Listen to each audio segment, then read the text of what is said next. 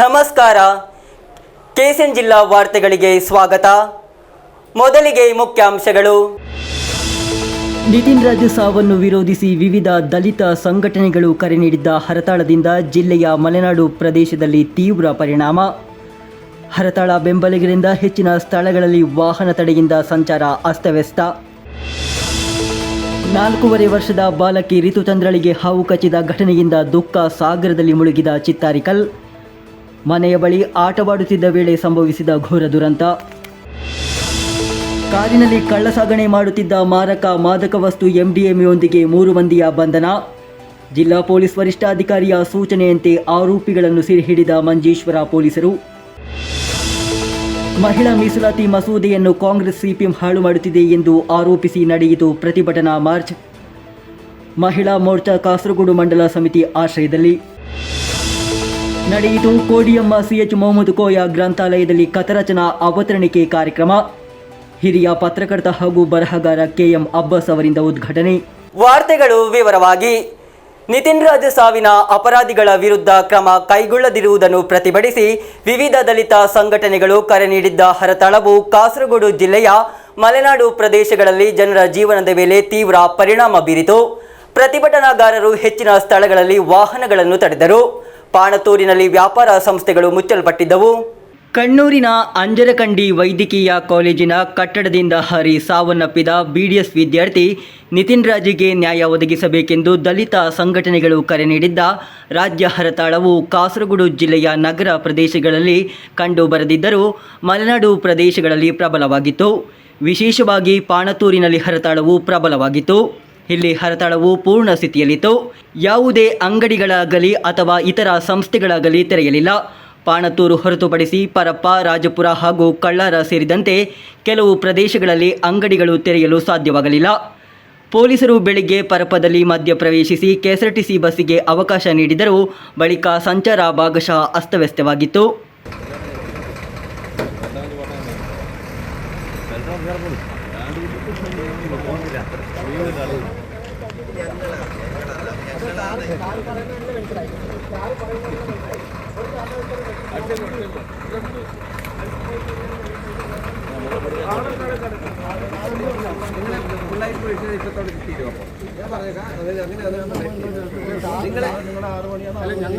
നിങ്ങൾ പറയുന്നതെല്ലാം കേട്ടു. എല്ലാം ഞങ്ങൾക്ക് മനസ്സിലായി. എന്തായാലും ബസ് ഞങ്ങൾ പോകാൻ പറ്റില്ല. അത് തന്നെയാണ് എല്ലാവരും സഹകരിച്ചിട്ടുണ്ട്. ഞങ്ങളുടെ പണിയാണ് ഇത്. നിങ്ങൾ അറസ്റ്റ് ചെയ്തൊക്കെ നിങ്ങൾ വിഷയം എന്നോട് ചെയ്യുക. അതുകൊണ്ടാണ് പറയുന്നത് ചെറിയ സഹായമാണ് നിങ്ങൾ മുന്നോട്ട് പോകാം.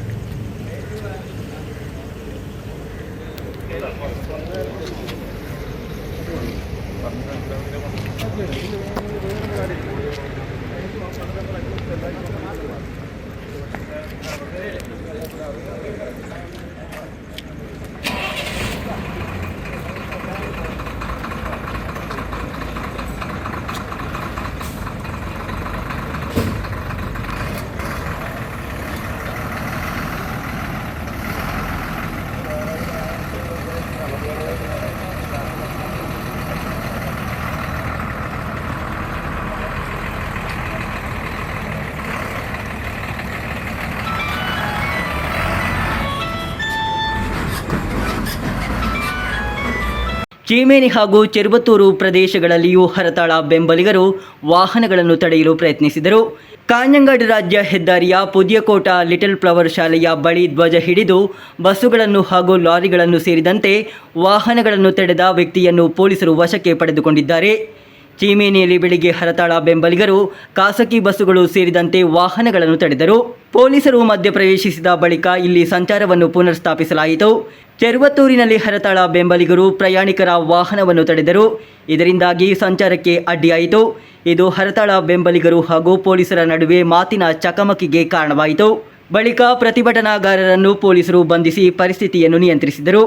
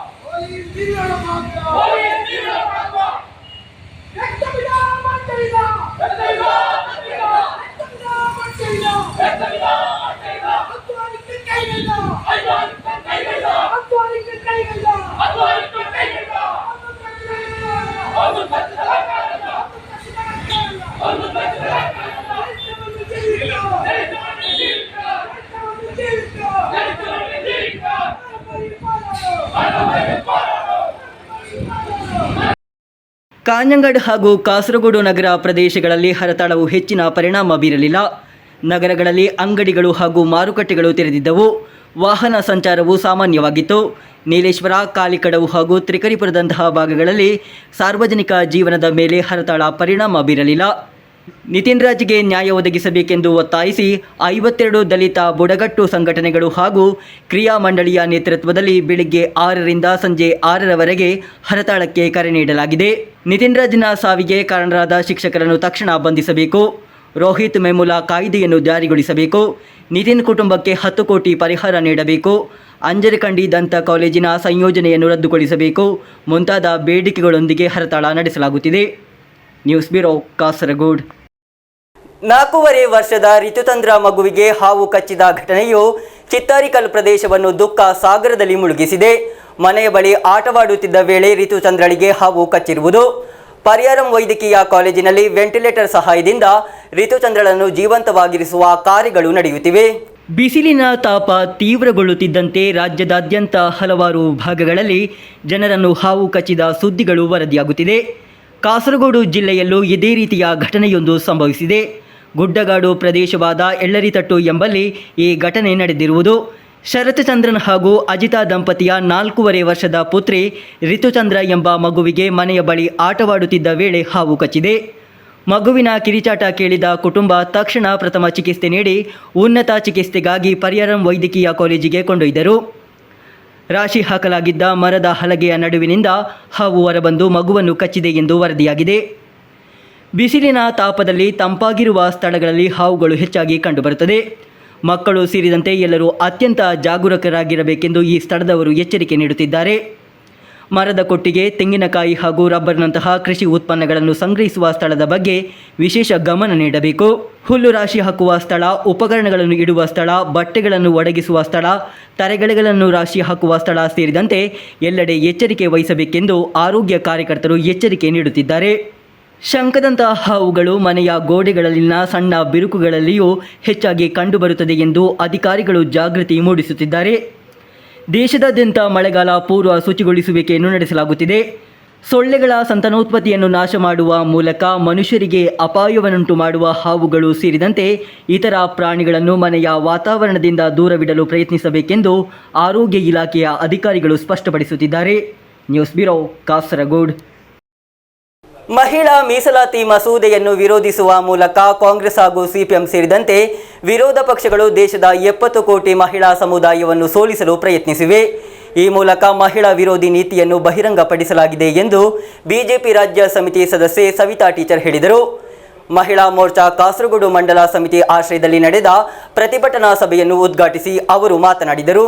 ಮಹಿಳಾ ಮೀಸಲಾತಿ ಮಸೂದೆಯನ್ನು ಕಾಂಗ್ರೆಸ್ ಹಾಗೂ ಸಿಪಿಎಂ ಹಾಳು ಮಾಡಿದೆ ಎಂದು ಆರೋಪಿಸಿ ಮಹಿಳಾ ಮೋರ್ಚಾ ಕಾಸರಗೋಡು ಮಂಡಲ ಸಮಿತಿ ಆಶ್ರಯದಲ್ಲಿ ಪ್ರತಿಭಟನಾ ಮಾರ್ಚ್ ನಡೆಸಲಾಯಿತು.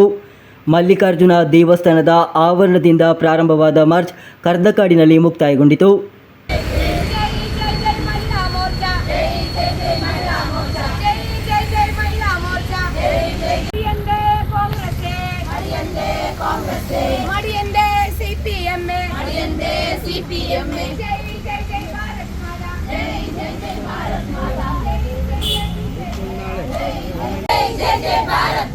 जय जय बीजेपी, जय जय बीजेपी जय जय जय महिला मोर्चा जय जय जय महिला मोर्चा जय जय जय महिला मोर्चा जय जय जय महिला मोर्चा जय बोलो भारत माता के ಬಳಿಕ ಕಾಂಗ್ರೆಸ್ನ ಮಾಜಿ ರಾಷ್ಟ್ರೀಯ ಅಧ್ಯಕ್ಷ ಹಾಗೂ ಸಂಸದ ರಾಹುಲ್ ಗಾಂಧಿ ಅವರ ಪ್ರತಿಕೃತಿಯನ್ನು ದಹಿಸಲಾಯಿತು.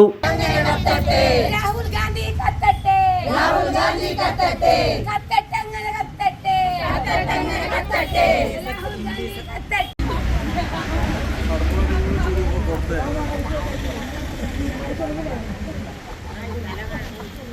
ಬಿಜೆಪಿ ರಾಜ್ಯ ಸಮಿತಿ ಸದಸ್ಯೆ ಸವಿತಾ ಟೀಚರ್ ಪ್ರತಿಭಟನೆಯನ್ನು ಉದ್ಘಾಟಿಸಿದರು. ಮಹಿಳಾ ಮೀಸಲಾತಿ ಮಸೂದೆಯನ್ನು ವಿರೋಧಿಸುವ ಮೂಲಕ ಕಾಂಗ್ರೆಸ್ ಹಾಗೂ ಸಿಪಿಎಂ ಸೇರಿದಂತೆ ವಿರೋಧ ಪಕ್ಷಗಳು ದೇಶದ 70 ಕೋಟಿ ಮಹಿಳೆಯರನ್ನು ಸೋಲಿಸಲು ಪ್ರಯತ್ನಿಸಿದ್ದಾರೆ. ಈ ಮೂಲಕ ಈ ಪಕ್ಷಗಳ ಮಹಿಳಾ ವಿರೋಧಿ ನೀತಿಯನ್ನು ಬಹಿರಂಗಪಡಿಸಲಾಗಿದೆ ಎಂದು ಸವಿತಾ ಟೀಚರ್ ಹೇಳಿದರು. ಮಹಿಳಾ ಮೋರ್ಚಾ ಪುಷ್ಪಲತಾ ಆಳ್ವಾ ಅಧ್ಯಕ್ಷತೆ ವಹಿಸಿದರು. ಜಿಲ್ಲಾ ಪ್ರಧಾನ ಕಾರ್ಯದರ್ಶಿ ಅನಿತಾ ನಾಯ್ಕ್, ಜಿಲ್ಲಾ ಕೋಶಾಧಿಕಾರಿ ಶ್ರೀಲತಾ, ಮದೂರು ಗ್ರಾಮ ಪಂಚಾಯತ್ ಅಧ್ಯಕ್ಷೆ ಸುಜ್ಞಾನಿ ಶಾನ್ಭೋಗ್, ಮಂಡಲ ಪ್ರಧಾನ ಕಾರ್ಯದರ್ಶಿ ಶ್ರೀವಿದ್ಯಾ, ಮಂಡಲ ಕಾರ್ಯದರ್ಶಿ ಚೇತನಾ, ಬಿಜೆಪಿ ಜಿಲ್ಲಾ ಕೋಶಾಧಿಕಾರಿ ವೀಣಾ ಅರುಣ್ ಶೆಟ್ಟಿ, ಬಿಜೆಪಿ ಜಿಲ್ಲಾ ಕಾರ್ಯದರ್ಶಿಗಳಾದ ಪುಷ್ಪ ಗೋಪಾಲನ್, ಪ್ರಮೀಳಾ ಮಜಲ್, ಮದೂರು ಪಂಚಾಯತ್ ಪಶ್ಚಿಮ ಕ್ಷೇತ್ರ ಅಧ್ಯಕ್ಷೆ ಧನ್ಯಾ, ಅಶ್ವಿತಾ, ಪ್ರಮೀಳಾ ಮುಂತಾದವರು ಮಾತನಾಡಿದರು. News bureau, Kasaragod. ಕಾರಿನಲ್ಲಿ ಮಾರಕ ಮಾದಕ ವಸ್ತು ಎಂಡಿಎಂಎ ಕಳ್ಳಸಾಗಣೆ ಮಾಡುತ್ತಿದ್ದ 3 ಯುವಕರನ್ನು ಮಂಜೇಶ್ವರ ಪೊಲೀಸರು ಹಾಗೂ ವಿಶೇಷ ದಳ ಬಂಧಿಸಿದೆ. ಕಾಸರಗೋಡು ಜಿಲ್ಲಾ ಪೊಲೀಸ್ ವರಿಷ್ಠಾಧಿಕಾರಿ ಬಿವಿ ವಿಜಯ ಭರತ್ ರೆಡ್ಡಿ ಅವರಿಗೆ ದೊರೆತ ಸುಳಿವು ಆಧರಿಸಿ ಈ ಶೋಧ ಕಾರ್ಯಾಚರಣೆ ನಡೆಸಲಾಯಿತು. ಕಾರಿನಲ್ಲಿ ಸಾಗಿಸುತ್ತಿದ್ದ ನಿಷೇಧಿತ ಮಾದಕ ದ್ರವ್ಯ ಎಂಡಿಎಂಎ ಸಹಿತ 3 ಯುವಕರನ್ನು ಮಂಜೇಶ್ವರ ಪೊಲೀಸರು ಮತ್ತು ವಿಶೇಷ ತಂಡ ಜೊತೆ ಕಾರ್ಯಾಚರಣೆ ನಡೆಸಿ ಬಂಧಿಸಿದ್ದಾರೆ. ಕಾಸರಗೋಡು ಜಿಲ್ಲಾ ಪೊಲೀಸ್ ವರಿಷ್ಠಾಧಿಕಾರಿ ಬಿವಿ ವಿಜಯ ಭರತ್ ರೆಡ್ಡಿ ಅವರಿಗೆ ಲಭಿಸಿದ ಖಚಿತ ಮಾಹಿತಿಯ ಮೇರೆಗೆ ಈ ದಾಳಿ ನಡೆಸಲಾಗಿದೆ. ಕಾಸರಗೋಡು ಆಲಂಪಾಡಿ ಟಿಪ್ಪು ನಗರದ ನಿವಾಸಿ ಸಿಎ ಮೊಹಮ್ಮದ್ ಸಹಲ್, ಎರ್ನಾಕುಲ ನಾರ್ತ್ ಪರವೂರು ನಿವಾಸಿ ಅರುಣ್ ಕುಮಾರ್ ಹಾಗೂ ಕೋಯಿಕೋಡು ವಡಗರ ಪುತ್ತೂರು ನಿವಾಸಿ ಎಂಪಿ ಅನುಷ್ ಬಂಧಿತ ಆರೋಪಿಗಳು. ಮಂಜೇಶ್ವರದ ಪಾವೂರು ಸ್ನೇಹಾಲಯದ ಸಮೀಪ ಪೊಲೀಸರು ಹದ್ದಿನ ಕಣ್ಣಿಟ್ಟು ವಾಹನ ತಪಾಸಣೆ ನಡೆಸುತ್ತಿದ್ದರು. ಈ ವೇಳೆ ಸಂಶಯಾಸ್ಪದವಾಗಿ ಬಂದ ಶಿಫ್ಟ್ ಕಾರನ್ನು ತಡೆದು ನಿಲ್ಲಿಸಿ ತಪಾಸಣೆ ನಡೆಸಿದಾಗ ಕಾರಿನೊಳಗೆ ಬಚ್ಚಿಟ್ಟ 50 ಗ್ರಾಂ ಎಂಡಿಎಂಎ ಪತ್ತೆಯಾಗಿದೆ. ವಶಪಡಿಸಿಕೊಳ್ಳಲಾದ ಈ ಮಾದಕ ದ್ರವ್ಯಕ್ಕೆ ಮಾರುಕಟ್ಟೆಯಲ್ಲಿ ಲಕ್ಷಾಂತರ ರೂಪಾಯಿಯ ಮೌಲ್ಯವಿದೆ ಎಂದು ಅಂದಾಜಿಸಲಾಗಿದೆ. ಮಂಜೇಶ್ವರ ಪೊಲೀಸರು ಹಾಗೂ ಜಿಲ್ಲಾ ಡ್ರಗ್ಸ್ ವಿರೋಧಿ ತಂಡ ಜೊತೆಯಾಗಿ ಕಾರ್ಯಾಚರಣೆ ನಡೆಸಿ ಯಶಸ್ವಿಗೊಳಿಸಿದೆ. ಈ ಡ್ರಗ್ಸ್ ಜಾಲದ ಹಿಂದೆ ಬೇರೆ ಯಾರಿದ್ದಾರೆ ಮತ್ತು ಮಾದಕ ದ್ರವ್ಯ ಎಲ್ಲಿಂದ ತರಲಾಗಿದೆ ಎಂಬ ಬಗ್ಗೆ ಪೊಲೀಸರು ಬಂಧಿತರನ್ನು ತೀವ್ರ ವಿಚಾರಣೆಗೆ ಒಳಪಡಿಸಿದ್ದಾರೆ. ಈ ಪ್ರಕರಣದಲ್ಲಿ ಇನ್ನಷ್ಟು ಮಂದಿ ಭಾಗಿಯಾಗಿರುವ ಸಾಧ್ಯತೆ ಇದೆ ಎಂದು ಪೊಲೀಸ್ ಮೂಲಗಳು ತಿಳಿಸಿವೆ. Abdul Rehman Udyavara, news bureau, Manjeshwar. Kodiyamma CH Mohammed Koya ಸ್ಮಾರಕ ಗ್ರಂಥಾಲಯವು ಓದುವ ಕಾರ್ಯಕ್ರಮದ ಭಾಗವಾಗಿ ಕಥಾ ರಚನೆಯ ಅವತರಣಿಕೆಯನ್ನು ಆಯೋಜಿಸಿತು. ಹಿರಿಯ ಪತ್ರಕರ್ತ ಹಾಗೂ ಬರಹಗಾರ ಕೆಎಂ ಅಬ್ಬಾಸ್ ಕಾರ್ಯಕ್ರಮವನ್ನು ಉದ್ಘಾಟಿಸಿದರು. ಭಾಷಾ ಕಲಿಕೆಯೊಂದಿಗೆ ಓದುವಿಕೆಯನ್ನು ಸ್ವಾಗತಿಸುವ ಎಂಬ ಸಂದೇಶದೊಂದಿಗೆ ರಾಜ್ಯ ಗ್ರಂಥಾಲಯ ಪರಿಷತ್ತಿನ ಸೂಚನೆಯಂತೆ ಕೋಡಿಯಮ್ಮ ಸಿಎಚ್ ಮೊಹಮ್ಮದ್ ಕೋಯ ಗ್ರಂಥಾಲಯದಲ್ಲಿ ಶಾಲಾ ವಿದ್ಯಾರ್ಥಿಗಳಿಗಾಗಿ ಓದುವ ಕಾರ್ಯಕ್ರಮದ ಭಾಗವಾಗಿ ಕಥಾರಚನಾ ಅವತರಣಿಕೆ ನಡೆಯಿತು. ಹಿರಿಯ ಪತ್ರಕರ್ತ ಹಾಗೂ ಬರಹಗಾರ ಕೆಎಂ ಅಬ್ಬಾಸ್ ಕಾರ್ಯಕ್ರಮವನ್ನು ಉದ್ಘಾಟಿಸಿದರು. ಗ್ರಂಥಾಲಯ ಕಾರ್ಯದರ್ಶಿ ಮೊಹಮ್ಮದ್ ರಫೀಕ್ ಕಾರ್ಯಕ್ರಮದ ಅಧ್ಯಕ್ಷತೆ ವಹಿಸಿದರು. ಗ್ರಂಥಪಾಲಕರಾದ ಅಬ್ದುಲ್ ಖಾದರ್ ವಿಲ್ಡ್ರೋಡಿ, ಅಬ್ದುಲ್ ರೆಹಮಾನ್ ಬಿಪಿ, ಸಬಿತ್ ಅನಸ್ ಸಿಎಚ್ ಮುಂತಾದವರು ಮಾತನಾಡಿದರು. ലൈബ്രറി കൗൺസിൽ സംസ്ഥാന ഘടകത്തിൻ്റെ നിർദ്ദേശപ്രകാരം കേരളത്തിലുള്ള എല്ലാ ലൈബ്രറികളിലും ഏപ്രിൽ 20 മുതൽ മെയ് 20 വരെയുള്ള ഒരു മാസക്കാലം വായനാക്കളരി എന്ന പേരിൽ സ്കൂൾ വിദ്യാർത്ഥികളെ ഉദ്ദേശിച്ചുകൊണ്ട് വിവിധ പരിപാടികൾ നടന്നു വരികയാണ്. നമ്മൾ വെള്ളിയാഴ്ചയാണ് തുടങ്ങിയത്, 24-ാം തീയതി. പിന്നെ 5-ാം ദിവസമാണ് ഇന്ന്. അപ്പോൾ ഉദ്ഘാടന സെഷൻ കഴിഞ്ഞ് വെള്ളിയാഴ്ച വൈകുന്നേരം. News bureau, Kasaragod. ವಾದ್ಯ ವಿಸ್ಮಯದೊಂದಿಗೆ ನಾಡನ್ನು ರೋಮಾಂಚನಗೊಳಿಸಿದ ಪಂಚಾರಿ ಮೇಳದ ಪ್ರದರ್ಶನವು ನವ್ಯ ಅನುಭವ ನೀಡಿತು. ಕಳೆದ 1 ವರ್ಷದಿಂದ ಕಳರಿ ವಾದ್ಯ ಸಂಘದ ನೇತೃತ್ವದಲ್ಲಿ ತರಬೇತಿಗಾಗಿ ವಿವಿಧ ಹಳ್ಳಿಗಳಿಂದ ಬರುತ್ತಿದ್ದ 70 ಜನರ ಪ್ರದರ್ಶನವು ಕೀಳೂರು ಶ್ರೀ ಕಳರಿ ದೇವಸ್ಥಾನದಲ್ಲಿ ನಡೆಯಿತು.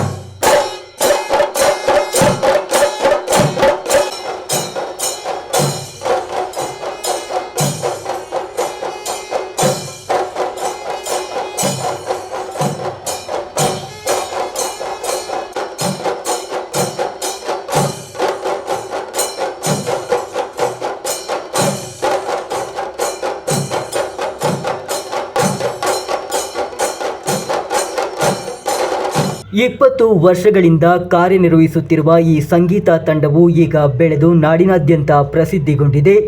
ಕಳೆದ ವರ್ಷ ಕಳರಿ ವಾದ್ಯ ಸಂಘದ ನೇತೃತ್ವದಲ್ಲಿ ವಿವಿಧ ಹಳ್ಳಿಗಳಿಂದ ತರಬೇತಿಗಾಗಿ ಬಂದ 70 ಮಂದಿ ಕೀಳೂರು ಶ್ರೀ ಕಳರಿ ದೇವಸ್ಥಾನದಲ್ಲಿ ನೂರಾರು ಕಲಾ ಪ್ರೇಮಿಗಳ ಸಮ್ಮುಖದಲ್ಲಿ ಪಾದಾರ್ಪಣೆ ಮಾಡಿದರು.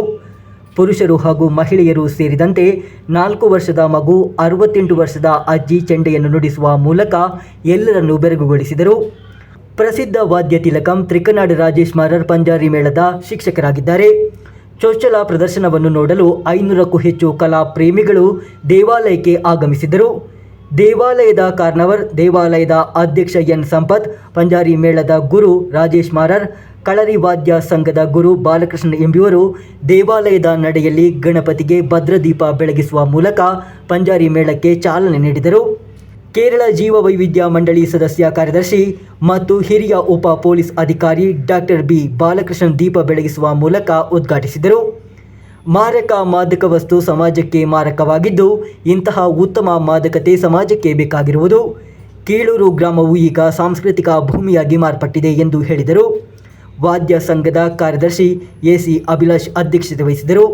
ಕಾರ್ಯಕ್ರಮದಲ್ಲಿ ಕೇರಳ ಜಾನಪದ ಅಕಾಡೆಮಿ ಪ್ರಶಸ್ತಿ ಪಡೆದ ತಿಡಂಬ ನೃತ್ಯಗಾರ ಉಪೇಂದ್ರನ್ ಅಗಿತ್ತಾಯ ಹಾಗೂ ಗುರುಗಳಾದ ರಾಜೇಶ್ ಮಾರರ್ ಅವರನ್ನು ಸನ್ಮಾನಿಸಲಾಯಿತು. ಕೋಶಾಧಿಕಾರಿ ಕೆ ಅಶೋಕನ್ ಸ್ವಾಗತಿಸಿದರು. ಎಂಕೆ ನಿಜೇಶ್ ಪಣಿಕರ್, ಮಹಿಳಾ ಸಂಘದ ಅಧ್ಯಕ್ಷೆ ಕೆ ಪ್ರಸನ್ನ ಅಶೋಕನ್ ಮುಂತಾದವರು ಮಾತನಾಡಿದರು. News bureau, Kasaragod. ಕಡು ಬಿಸಿಲಿನ ಬೇಗೆಯಿಂದ ನಾಡು ಬಳಲುತ್ತಿರುವಾಗ ಬಾಯಾರಿಕೆ ನೀಗಿಸಲು ತ್ರಿಕರಿಪುರ ರೈತರ ಸಹಕಾರಿ ಬ್ಯಾಂಕಿನ ವತಿಯಿಂದ ನಗರದಲ್ಲಿ ನೀರಿನ ಟೆಂಟ್ ಅನ್ನು ಸ್ಥಾಪಿಸಲಾಗಿದೆ. ತ್ರಿಕರಿಪುರ ನಗರದ ಮುಖ್ಯ ಶಾಖೆಯ ಬಳಿ ಟೆಂಟ್ ಅನ್ನು ಸ್ಥಾಪಿಸಲಾಗಿರುವುದು. ತ್ರಿಕರಿಪುರ ರೈತ ಸಹಕಾರಿ ಬ್ಯಾಂಕಿನ ನೇತೃತ್ವದಲ್ಲಿ ಬಾಯಾರಿಕೆಯನ್ನು ನೀಗಿಸಲು ನೀರಿನ ಟೆಂಟ್ ಅನ್ನು ಸ್ಥಾಪಿಸಲಾಗಿದೆ. ಸಾರ್ವಜನಿಕರಿಗೆ ಬಾಯಾರಿಕೆ ನೀಗಿಸಲು ಮಜ್ಜಿಗೆ ನೀರನ್ನು ಈ ಮೂಲಕ ವಿತರಿಸುವ ಕಾರ್ಯ ನಡೆಯುತ್ತಿದೆ. ತ್ರಿಕರಿಪುರ ನಗರಕ್ಕೆ ಬರುವವರಿಗೆ ಈ ನೀರಿನ ಟೆಂಟ್ ಬಾಯಾರಿಕೆ ನೀಗಿಸುವ ಪರಿಹಾರ ತಾಣವಾಗಿದೆ. ತ್ರಿಕರಿಪುರ ನಗರದ ರೈತ ಸಹಕಾರಿ ಬ್ಯಾಂಕಿನ ಮುಖ್ಯ ಶಾಖೆಯ ಆವರಣದಲ್ಲಿ ಸ್ಥಾಪಿಸಲಾದ ಈ ಕಾರ್ಯಕ್ರಮವನ್ನು ಬ್ಯಾಂಕ್ ಅಧ್ಯಕ್ಷ ಸಿ ರವಿ ಉದ್ಘಾಟಿಸಿದರು. കേരളത്തിൽ അങ്ങോളം ഇങ്ങോളം ഭയങ്കരമായ ചൂടാണ്. കിടന്നുറങ്ങാൻ പറ്റാത്ത അവസ്ഥ, ജോലി ചെയ്യാൻ പറ്റാത്ത അവസ്ഥ. അങ്ങനെയൊരു സാഹചര്യത്തിലാണ് കേരളത്തിലെ സഹകരണ സ്ഥാപനങ്ങളിൽ ഇതുപോലെ ഈ ദാഹജലം കൊടുക്കുന്നത്. അതുപോലെ എല്ലാവരും ഈ വെള്ളം കുടിച്ച് സഹകരിക്കണമെന്ന് അഭ്യർത്ഥിച്ചുകൊണ്ട് ഒരു വെള്ളം എല്ലാവരും നൽകുന്നതായിരിക്കും. ವ್ಯವಸ್ಥಾಪಕ ನಿರ್ದೇಶಕ ಸಿ ಸೇತು ಮಾಧವನ್, ನಿರ್ದೇಶಕ ಎಲ್.ಕೆ. ಯೂಸಫ್, ವಿವಿ ಅನಿಲ್ ಕುಮಾರ್, ಟಿವಿ ಆನಂದ ಕೃಷ್ಣನ್, ಪಿ ಸುಬ್ರಹ್ಮಣ್ಯನ್, ಬ್ಯಾಂಕ್ ಸಹಾಯಕ ಕಾರ್ಯದರ್ಶಿ ಕೆ ರಾಜೀವನ್ ಮುಂತಾದವರು ಮಾತನಾಡಿದರು. ಮಳೆಗಾಲ ಪ್ರಾರಂಭವಾಗುವವರೆಗೆ ಬಾಯಾರಿಕೆ ತಣಿಸಲು ಈ ಯೋಜನೆಯನ್ನು ವಿಸ್ತರಿಸಲು ಬ್ಯಾಂಕ್ ನಿರ್ಧರಿಸಿದೆ. News bureau, Cheruvathur. ಮಕ್ಕಳ ನರಶಸ್ತ್ರ ಚಿಕಿತ್ಸೆಯಲ್ಲಿ ಉತ್ತಮ ಸಾಧನೆಯೊಂದಿಗೆ ಕಣ್ಣೂರಿನ ಕಿಮ್ಸ್ ಶ್ರೀಚಂದ್ರ ಆಸ್ಪತ್ರೆ ಶಿಶುಗಳಲ್ಲಿ ಗರ್ಭಾವಸ್ಥೆಯಲ್ಲಿ ರೂಪುಗೊಳ್ಳುವ ತಲೆಬುರುಡೆಯ ಬೆಳವಣಿಗೆಯಲ್ಲಿನ ಜನ್ಮದಾತ ದೋಷಕ್ಕೆ ಆಧುನಿಕ ಶಸ್ತ್ರಚಿಕಿತ್ಸೆಯಾದ FOAR ಅನ್ನು ಯಶಸ್ವಿಯಾಗಿ ಪೂರ್ಣಗೊಳಿಸಲಾಗಿದೆ.